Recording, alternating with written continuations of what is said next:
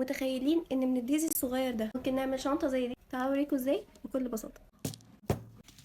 شنطة الخرز عاملة زي البازل بالظبط، فكرتها ان احنا بنجمع الديزي ده جنب بعضه، وعشان نجمعه بناخد خيط سنارة، بعدين 4 خرزات، بندخل 3 والخرزة الرابعة بنعملها عكس عكاس. كده نكون كونا اول ديزي اللي بنبني عليه الباقي. عشان نعمل ديزي تاني بعده هنحط خرزة في الخيط اليمين وخرزة في الخيط الشمال وخرزة فوق. كمل بنفس الطريقة لحد ما نوصل للطول اللي عايزينه. نحود بالشغل ونعمل سطر جديد، بندخل خرزتين ناحية الشمال والخرزة التالتة بنقفل بيها ناحية اليمين عكس عكاس. دي السطر الجديد عن طريق ان احنا بناخد الخيط اللي تحت وندخل فيه خرزتين والخرزة التالتة بنقفل بيها عكس عكاس. وبعد كده هنستخدم خرزتين بس، الخيط الشمال في الخرزة اللي جنبه على طول، وبعدين هندخل خرزة في الخيط اليمين وخرزة هنقفل بيها عكس عكاس. وهنفضل نكرر الخطوات دي لحد ما نوصل للطول والحجم اللي احنا عايزينه. وبس كده. لو حابين تشوفوا ازاي بنقفلها اكتبولي في الكومنتات